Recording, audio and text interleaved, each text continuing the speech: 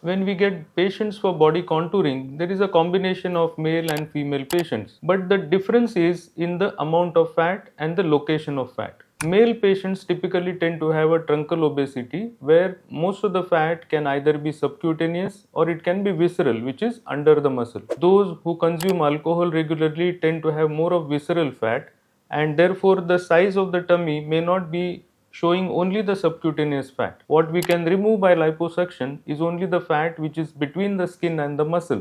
If you have fat under the muscle, it cannot be removed by liposuction. So in a male, typically we do analysis to check how much is the fat under the skin. To contour a male abdomen, we use cannulae which are slightly larger in size as compared to a female, because male fat globules tend to be thicker, they tend to have fat which is more stubborn. The location or entry point remains the same. So if you typically talk of the abdomen, there is one puncture in the navel and there are two punctures in the undergarment area.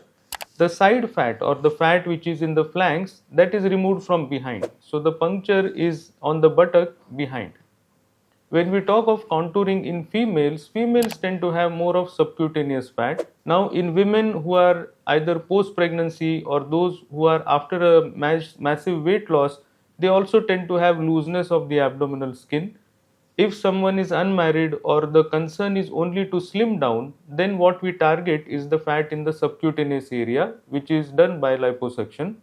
In a female body, we do a lot of work on the waistline because females want to have a waistline which is really slim, and therefore the intention is to create an hourglass shape. Sometimes removal of fat from the tummy or the waistline is also combined with injection of fat into the hips or into the buttocks in order to create an hourglass shape. Now for both males and females, we also do something called as high definition body contouring. In high definition body contouring, we create the shape of the abs. So we sculpt the central line, we create the obliques on each side, and the look is that of an athlete. This athletic kind of a look gives a positive impression to people, and it also gives a positive benefit to the patients, and they feel more energetic, they feel more confident when they exercise. So when we talk of male body contouring and female body contouring, we need to take into consideration the location of fat, the amount of fat, what kind of cannula to use, and what kind of contour to create.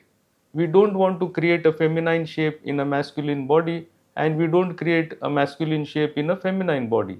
So in males, it typically is like a V-shaped contour so that the waistline is narrow and the upper part of the body is broader.